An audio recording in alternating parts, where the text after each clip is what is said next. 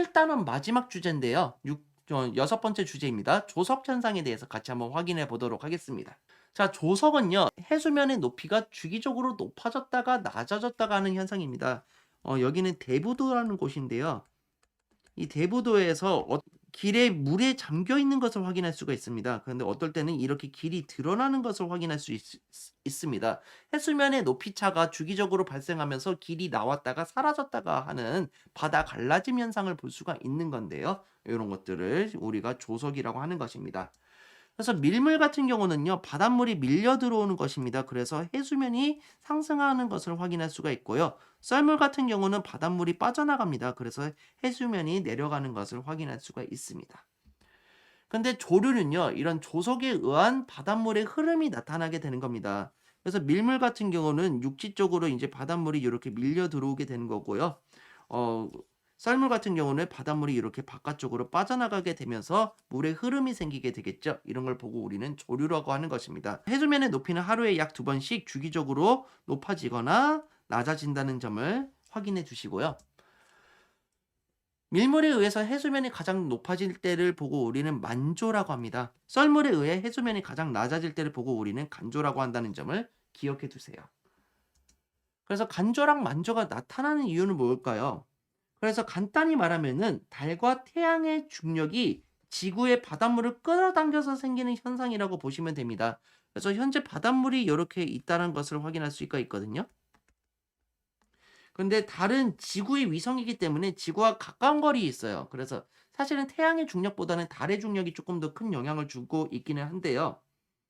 달의 중력은 달과 가까운 쪽의 바닷물을 당겨요, 요렇게. 그러면 이렇게 원심력에 의해서 밀려나서 볼록하게 된다는 것을 확인할 수가 있고요.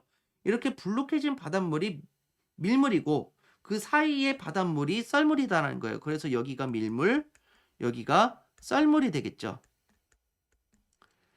그런데 지구가 하루에 한 바퀴씩 자전을 하기 때문에 하루에 2번의 밀물과 썰물이 생긴다라는 점을 확인할 수가 있습니다. 그래서 밀물이 이렇게 2군데서 나타나고 썰물이 이렇게 2군데서 나타나는 점을 확인할 수가 있죠. 달의 움직임에 의해서 이렇게 밀물과 썰물이 생긴다라는 점을 확인할 수가 있습니다. 그래서 이렇게 밀물이 들어찼을 때를 보고 우리는 만조라고 하는 거고, 썰물일 때 해수면이 가장 낮아졌을 때를 보고 우리는 간조라고 한다는 점도 확인해 두시면 좋겠습니다. 그래서 만조와 간조는 각각 24시간에 2번씩 반복이 된다는 점도 확인해 두세요. 자, 만조와 간조에 대해 해수면의 높이차를 보고 우리는 조차라고 합니다. 간조랑 만조일 때를 딱 비교를 해보면은 이렇게 물의 높이차가 발생하게 되는 거죠. 이런 물의 높이차를 보고 우리는 조차라고 하는 것입니다. 그래서 인천 같은 경우는 황해죠. 황해다 보니까 물의 높이차인 조차가 크다라는 점을 확인할 수가 있죠. 그래서 해수면의 높이는 시간에 따라 달라지게 되는 겁니다. 밀물과 썰물이 반복하면서 이렇게 나타나는 점을 확인할 수가 있고요. 만조일 때는 밀물이 나타나게 되는 거고요.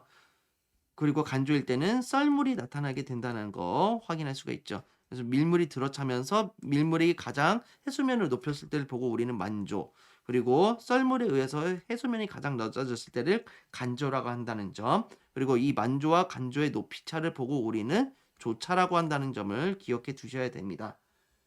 그런데 동해안하고 서해안의 그런 조차를 비교를 해보면요. 동해안의 조차는 수십 센티미터밖에 차이가 나지 않습니다. 그래서 조차가 낮은 편이고요. 서해안 같은 경우는 조차가 수미터 차이가 납니다. 그래서 조차가 꽤 큰 편이고, 조차가 너무 크다 보니까 갯벌도 이렇게 나오게 된다라는 점을 확인할 수가 있습니다. 그래서 인천하고 독도도 한번 비교해 보면요. 인천 같은 경우는 거의 9m가 차이 날 때도 있어요. 그런데 독도 같은 경우에는 잘해야 1cm에서 뭐 27cm 정도 차이가 나기도 하죠. 그러니까 독도 같은 경우는 동해기 때문에 수 센티미터밖에 차이가 나지 않지만 황해 같은 경우는 이제 수 미터 정도 차이가 난다라는 것도 확인할 수가 있습니다. 그래서 동해안과 서해안은 조차는 다르지만 모두 조석 현상이 나타난다는 점을 확인할 수가 있습니다. 그래서 동해 같은 경우는 조차가 너무 적어서 조석 현상이 안 일어난다고 생각하는 친구들도 많은데 조석 현상이 나타난다는 점을 기억해 두셔야 됩니다. 마지막으로 조차의 시생을 이용을 살펴보도록 할 텐데요. 만조는요, 고기잡이 배가 바다로 나가거나 들어올 때는 이제 만조 때 우리가 활용을 할 수가 있겠죠. 간조일 때는 갯벌이나 조개에서 굴을 캘 때나 바다 갈라짐이 나타나는 지역으로 여행을 갈 때에는 간조를 이용하는 게 좋습니다. 그리고 조속 현상을 이용하는 것 중에 하나가 바로 독살입니다.